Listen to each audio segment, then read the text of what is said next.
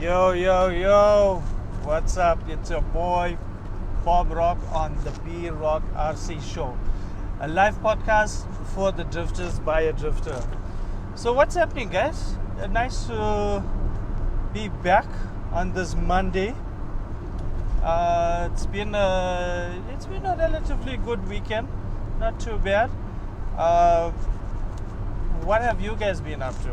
Have you been hitting the track? Having a good drift session?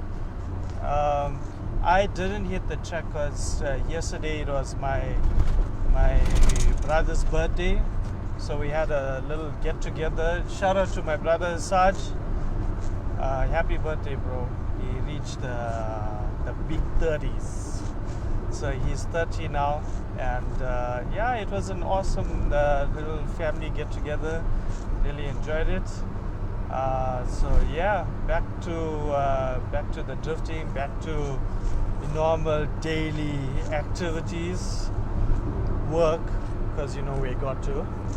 How are you guys doing? How's it hanging on your side of the pond? So our first episode last week went down pretty well.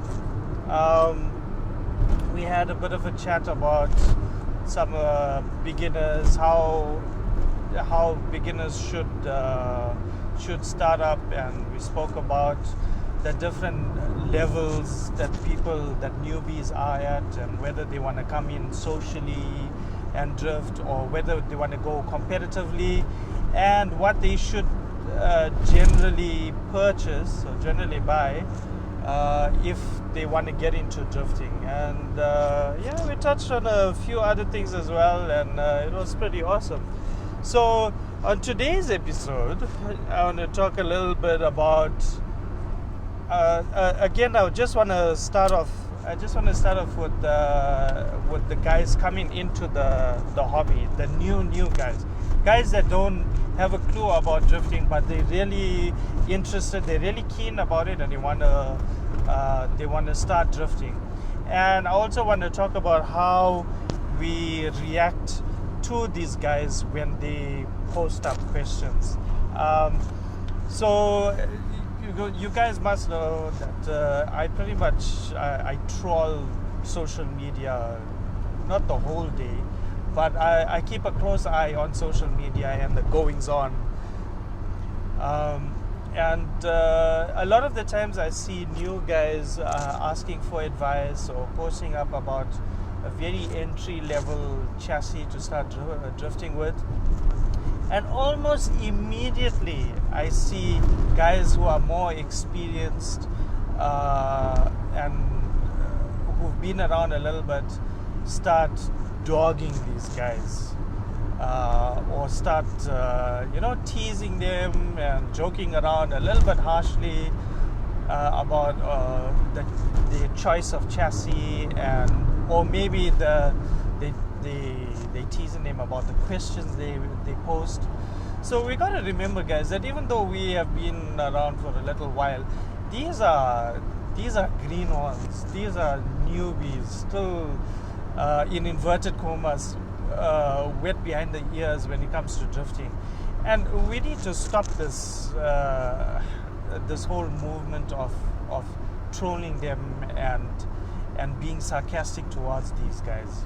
Really, guys, we should be more mature about it, because we have more experience, and rather take a higher road and a higher approach to when we advising them. Sure, a little joke in between here is fine, just to break the ice and have a bit of humor in there. But to start dogging guys about, oh no, you chose the worst chassis to start off with, and this is a terrible chassis, and you can't drift with this, and why are you wasting money on that? Our approach here in South Africa is very much different. We encourage anybody with whatever chassis they have, and we encourage them to drift. We advise them that, look, if you're going to be competitive, then you've got to come with a competitive budget. And this is what you're looking at. But if you're someone who's wants to drift socially, and you just want to try out the hobby first before you start getting into it, then come with what you got.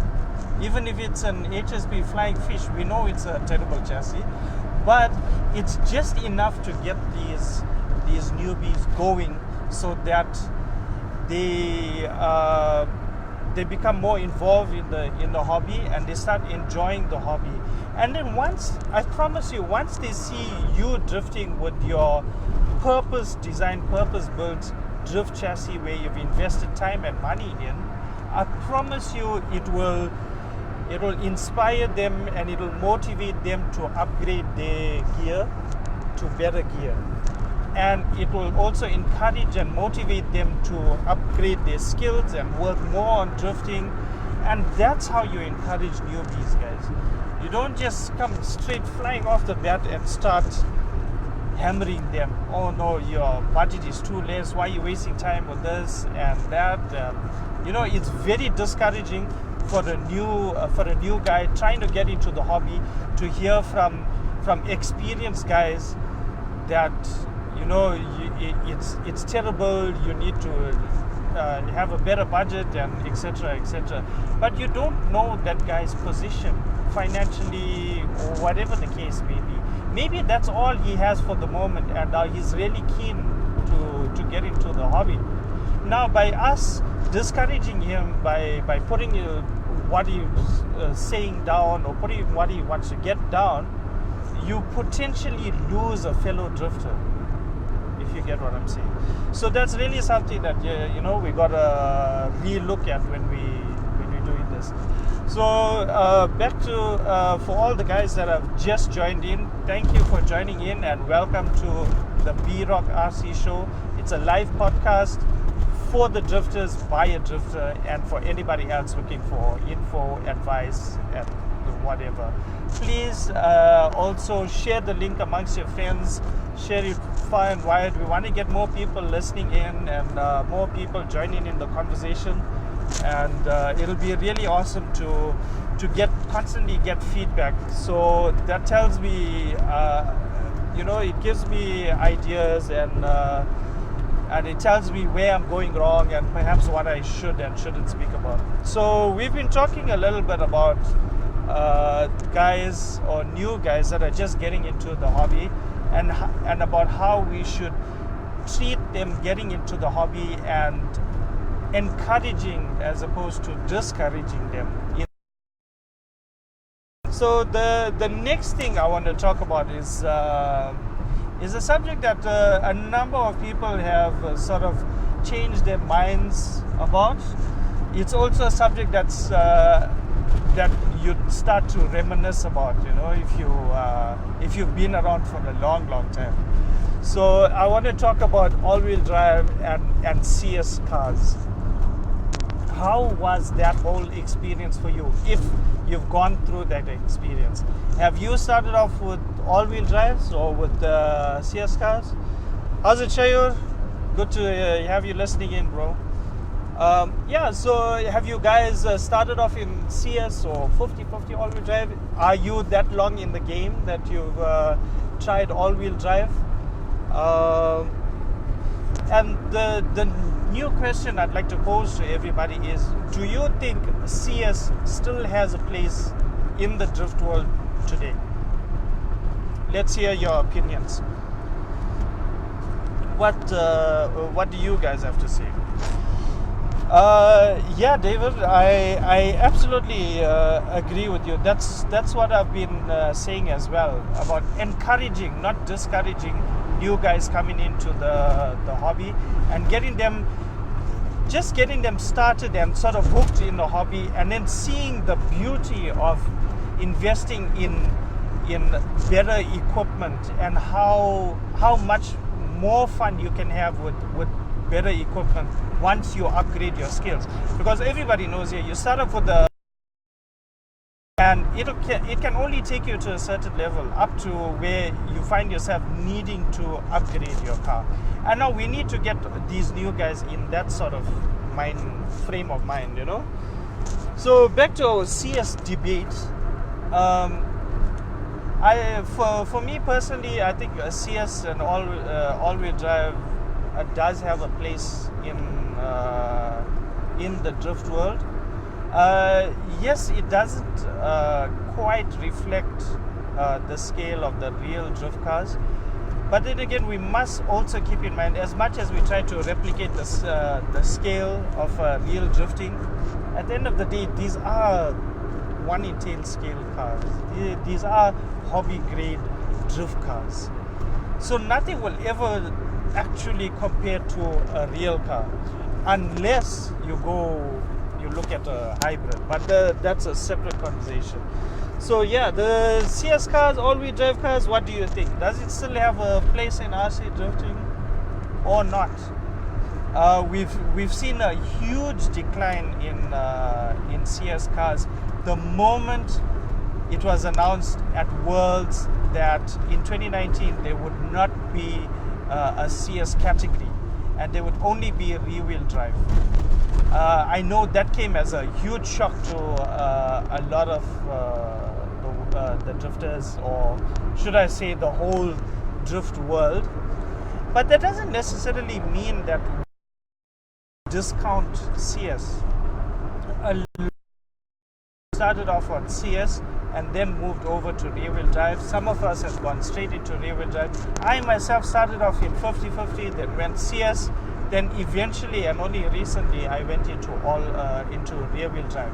I must admit, with CS, I struggled quite a bit.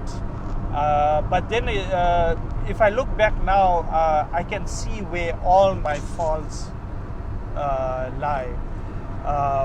Where all my faults were with regards to CS, and it all focused on my tuning of the car and just my knowledge base. It was, when I look back, it was lacking so bad that I think now if I go back to CS, I'm sure I'd actually do a much better job. Hey Chester, thanks for listening in, bro.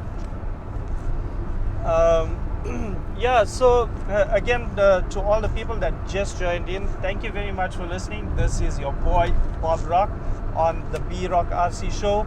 Please share the link to everyone around. Let's get more people listening in. I'd really love for more of you guys to listen in. So we've been talking about our second topic, which was the CS drifters, CS cars.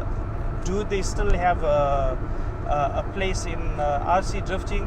Let's hear your opinions. Drop a comment. Let us know what you think. Does CS still have its place in RC drifting? So onto the next thing I wanted to talk about was rear-wheel drive and how quickly it's become so popular. So I mean, after it was announced that there won't be all-wheel drive at Worlds, I've seen a huge jump with rear-wheel drive guys joining in, and and from that time, so it's like what, 2018, I'd say, to now, it must have a huge amount. I'd like to put a percentage there, but geez, I'm not very good at math. So yeah, I mean, and I'm sure you'd have noticed it in your areas, in your countries. I know in South Africa, it's jumped a phenomenal amount, and I believe it's because rear-wheel drive was or is easier to grasp than CS. And I'm sure the older guys who used to drift CS with a high CS ratio would know what I'm talking about. That switching over from CS to rear-wheel drive was a lot easier. For me, it was a hell of a lot easier. And some may argue that it's easier because the gyro is doing the work for you, and etc. etc. I don't necessarily subscribe to that opinion. I really think that yes, while the gyro is there to assist you, a lot of it still depends on your setup and simply your driving skill. What do you think? Because this is just something that I found. Also, when I started off with rear wheel drive, my knowledge base has definitely jumped up a lot more in a shorter space of time than with CS, because to get your rear wheel drive car drifting just the way you want it, I'm sure you guys know, you have to spend a significant amount of time just tuning your car, and it's a lot more technical than with tuning your car than CS is. I don't know, that's just my opinion. I just find that it's a bit more technical to tune a rear wheel drive car, and it's a bit more technical to drive a CS car. So it's just something that I've found and I've experienced moving from CS to rear wheel drive. So that's just what I think. How popular has rear wheel drive been in your country, or how have you seen the jump from all wheel drive to rear wheel drive in your country? Let's drop a comment. Let's hear again. Can you guys still hear me? Please send me a message if you guys can hear me. Yeah, so that's I found that rear wheel drive,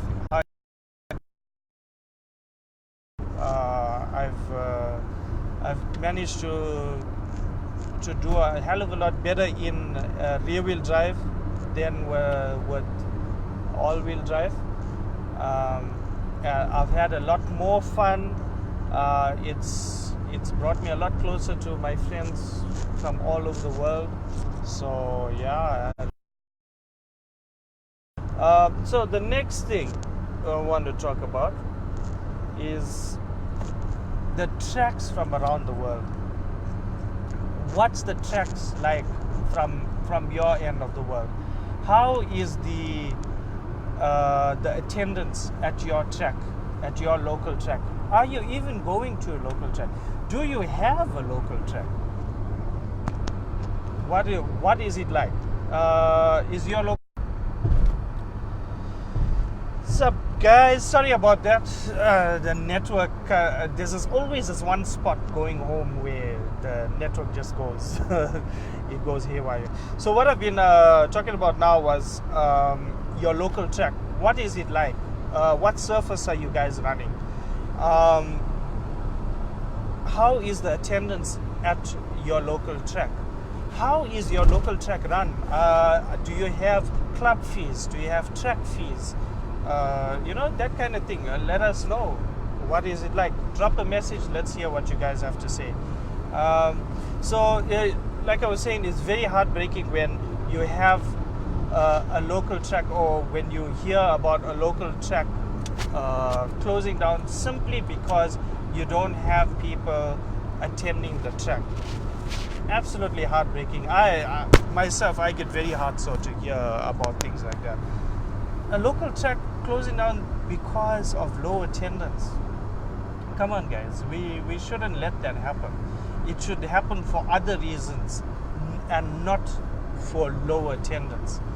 Our local track, or my local track, we run outdoors. It's a painted concrete track, which all of us at the club got together and did up. It's running for the last 5 years, and from the time we started, we had club fees and we introduced track fees, but very quickly we learned that with the track fees, it just wasn't going to work out, because our track is completely open and accessible to everybody.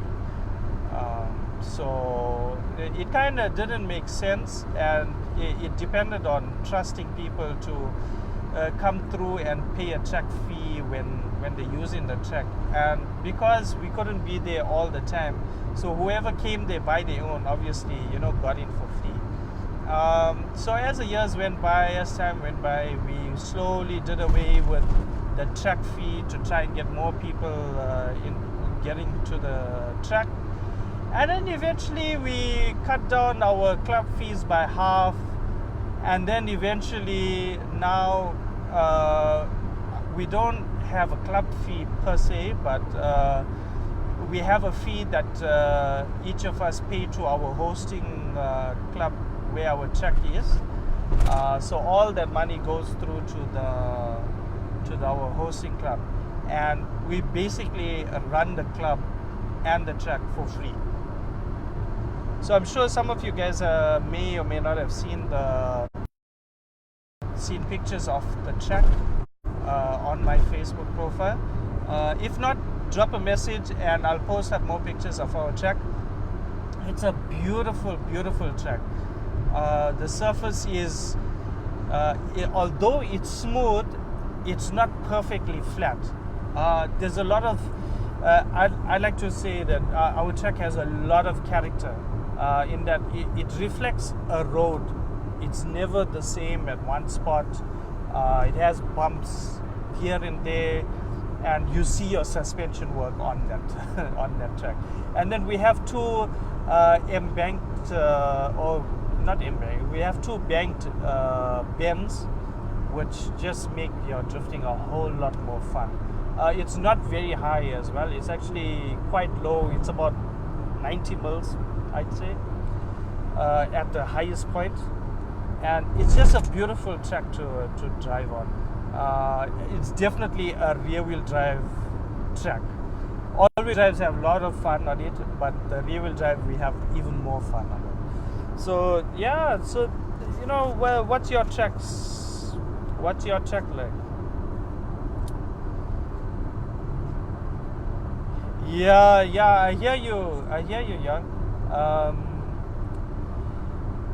But you know, you got to look at it at a number of ways. You know, there's always going to be somebody who wants to collect limited edition parts, or somebody that really, really likes a brand.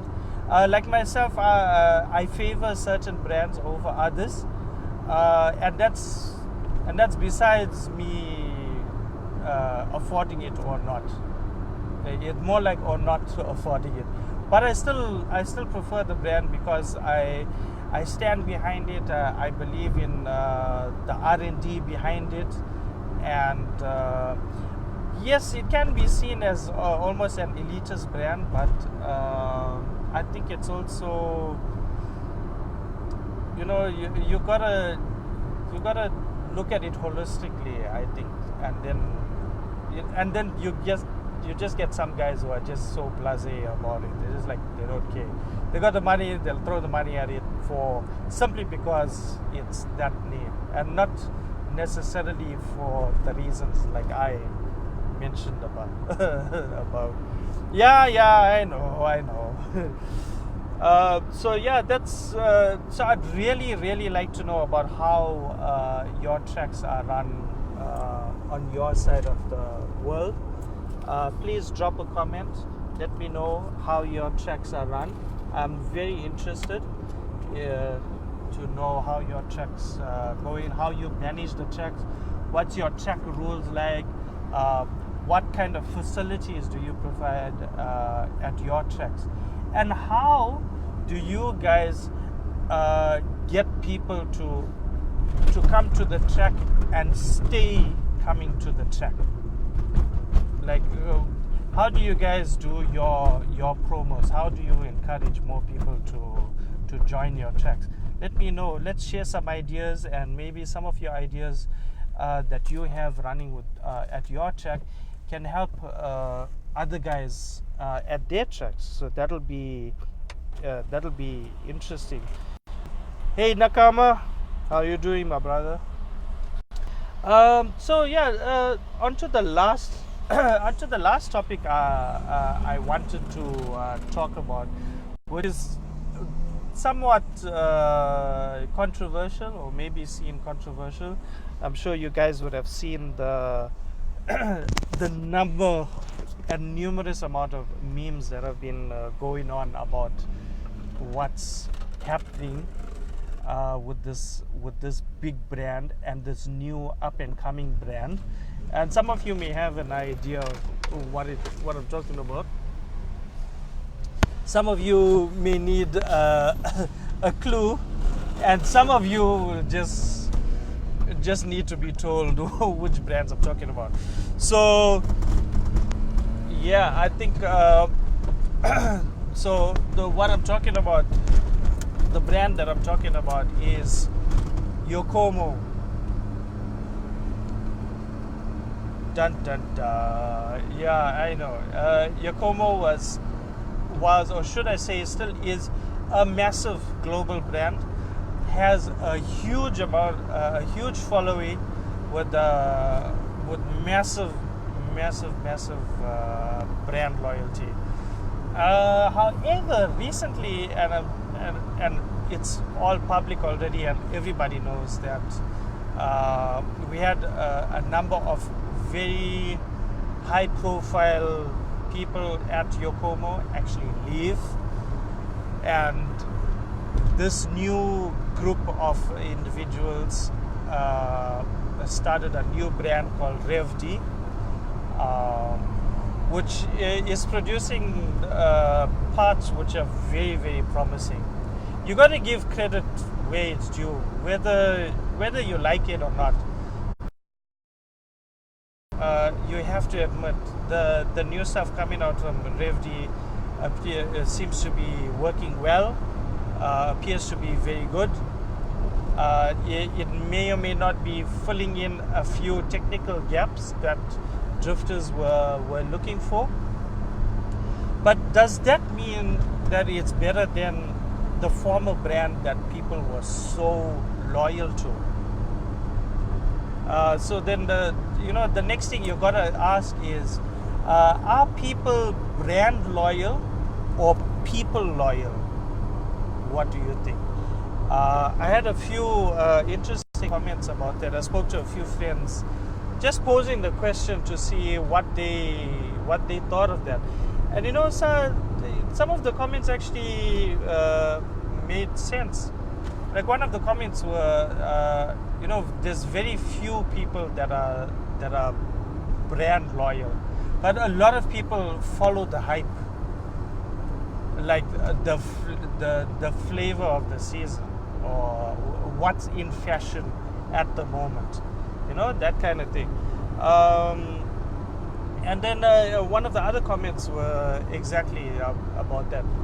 What's in at the moment? What's the trend at the moment? And then another comment was some people just follow the guys that are at the top simply because they have that chassis, so that means it must be good. So we gotta look at all these things. Are we brand loyal or people loyal? We can't say if RevD had to come out with a chassis, or had to produce a chassis and launch it tomorrow. We can't immediately say that that chassis is better than a Yoko because it's RevD, because these championship winning drivers are driving it. So it means it must be better than what you previously drove, because all this while what you previously drove was cracking, and you were enjoying yourself, you loved the support, everybody was driving it, it made drifting fun, and etc. So this ultimately it's down to your skill as well. You can have the best car, the best equipment, you can have it tuned the best by somebody who's more technically advanced or technically stronger than you, but if you don't know how to drive, you are never going to do as well as what you're expecting it. So immediately what happens is that certain people or some people will dog the chassis or will dog the brand. Oh no, this chassis is no good because it's not doing what I want it to do, and I can't drift this thing, and it's so hard. But then you give the same chassis to somebody else who's invested their time into learning the chassis, and then just learning the basics of drifting, learning the basics of tuning, and you find that he drives it amazing, and then you're left wondering, but like, why am I struggling with this amazing chassis and I can't drive it?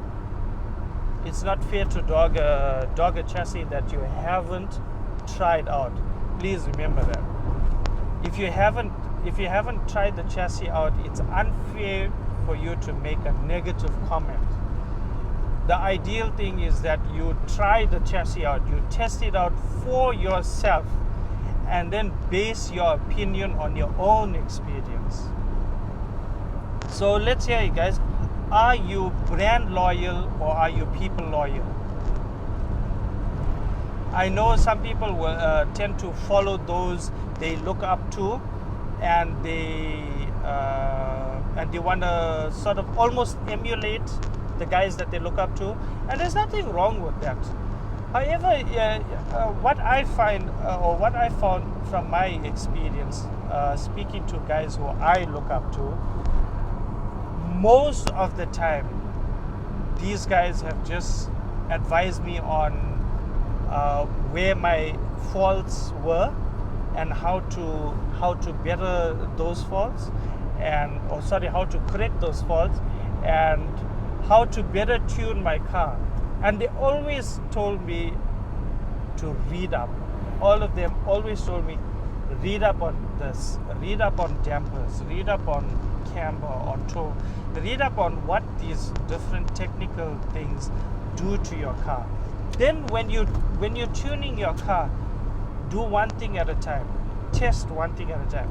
Drive 2 or 3 laps, bring it off, change it. Change the one thing. Go back. Does it get better? Does it get worse? If it gets worse, change it back. If it gets better, change it again. Go in the same direction. If then it gets worse, then change it back. Then you know that's the best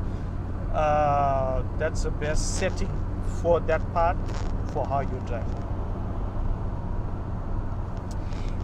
Exactly, my brother. Exactly. It's down to personal preference. In SA, before Yoko became like really, really massive, we had Eagle Racing, and Eagle Racing was absolutely demolishing the competition, and it dominated the SA market for a couple of years. I think for the price versus performance versus what you're getting from an Eagle chassis, it worked out incredibly well. It was very affordable for a complete carbon fiber aluminium chassis, and people have done incredibly well with it. We had championship winners with Eagle Racing chassis. At one stage we had about 50 Eagle Racing chassis in competition, which is a hell of a lot. If you know anything about SA or drifting in SA, you know 50 is a massive amount to have in competitions for us. So yeah, and then once Yokomo came about, we saw a steady decline with Eagle Racing, and now you'll find maybe 1 or 2 Eagle Racing chassis out there. But however, the technology and the design that Yokomo came with regards to the YD2 was phenomenal, and the same with the MST and the RMX. 2 rear-wheel drive, excellent rear-wheel drive chassis that you can put together yourself and drift straight out the box with minimal tuning. You can drift and get around a track nicely, and then obviously spending more time and getting a few necessary parts and upgrades, you'll hit it. Yeah, so I'm just reading a few of the comments you guys are posting. Yes, I agree with you, Young. Setup is key no matter what chassis you're drifting. We got to pay attention to the newbies, because these guys are the next generation. These are the guys who are going to come with you and drift with you, even though they may not be as good straight away. But these are the guys that's going to come drift with you and learn from you and be so hyped about drifting. And yes, we definitely need to pass on the knowledge, guys. Please, that's so important. Pass on the knowledge. Don't be closed. Don't be poker face about your knowledge with drifting. Share the knowledge. Like for example, Marcus. I'm sure you guys know Marcus on Facebook, who does these write-ups about setup, and he goes very technical about it. It may not be to everybody's understanding straight away, but the fact is that he's sharing the knowledge. For me, I had to read one article like a few times just to understand it. But I'm so grateful that he's doing write-ups like that, because he's sharing the knowledge. Another one I see often is Vivian from SRC. Sure, it may not always be about a technical setup, but he shares his knowledge when it comes to building bodies and fitting accessories into bodies. As you know, he is the current world champion, world's best body builder champion. So a lot of people look to him for advice and tips and stuff like that. So he shares the knowledge, readily shares the knowledge. Another person who I look up to besides Vivian is guys like, and I'm talking locally first, it's guys like Richard and Cisco. At any time, these three guys,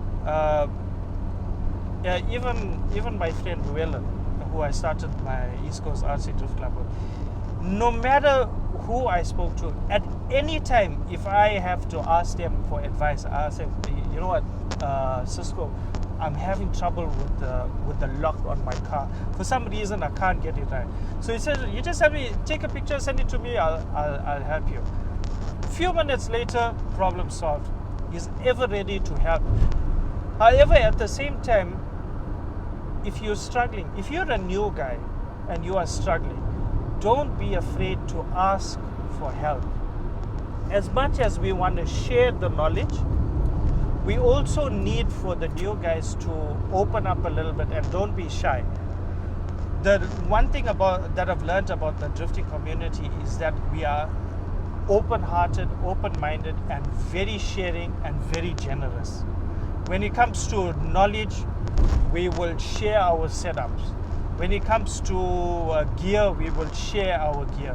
When it comes to generosity, if we have something spare, we'll simply give it to somebody, just so that they can be up and running and go up against you at their full strength. And it's not about making it seem like we are better than you and those kind of things. It's all about growing the community and wholeheartedly, and having more people simply enjoy drifting. Okay, so I'm just reading a few more comments here. So Pascal says, I think the drift family is very helpful in helping and sharing knowledge. Together we can spread our passion and make drift more common. 100%. This is what drifting is all about. Sharing and caring and being a family. That is what drifting is about. I've met numerous amount of RC enthusiasts coming from other forms of RC, like on-road racing, off-road racing, and some who have flown planes. And the guys that I've spoken to, and who some of them have joined our club and moved on, almost every one of them have said that they are so impressed with the drift community, because they are ever so ready to share the knowledge, share their setup, show the actual car, this is what we're running and stuff like that, whereas it's something that they've never experienced or don't experience when it comes to racing. Now, I don't know whether that's that's true for every person and every place, but I just found that this is the most common sort of reaction from them. So it's very, very interesting that, and it's very comforting to note that the drifting community is one of the most heartwarming RC, RC aspects out there. So yeah, guys, thank you all for listening to the show. Please share the link so that we get more people listening in, more people commenting. So just to recap, we spoke about the newbies and about encouraging and discouraging and not discouraging them. We spoke about CS and its place in the RC drift world. What do you think? Please send me your comments. I need to listen to you, listen to your feedback, so I know that I'm getting through to you, or you have ideas that we'd love to share. And then we spoke a little bit about rear-wheel drive and how popular and how quickly it has risen in popularity. Tracks from around the world. What's your track like? How is your track run? What's the attendance like at your track? Send us some feedback. We'd love to hear your comments. And then lastly, we spoke a little bit about Yoko and Rev D and the whole situation going on there, with a lot of Yoko drivers now going on to Rev D. That's interesting. What do you guys think about that? I'd love to hear your comments there. And then yeah, we just had a little general chat to see how you guys are doing. So episode 3 is gonna air next week, Monday, same time, same place, 5:30 Central African time. Please join in next week. Also, please share the link, get other people to listen, get other people to join in. Let's see what they have to say. Follow me on Instagram as well, on Facebook, on Instagram at Bob_Rock. Send me your messages, inbox me if you need any advice or you have any comments or feedback about the show or just about anything. I respond to anybody and everybody that contacts me. So yeah, have an awesome evening, guys. Catch you next week. I'm out. This is your boy Bob Rock and this is the B Rock RC show. Peace.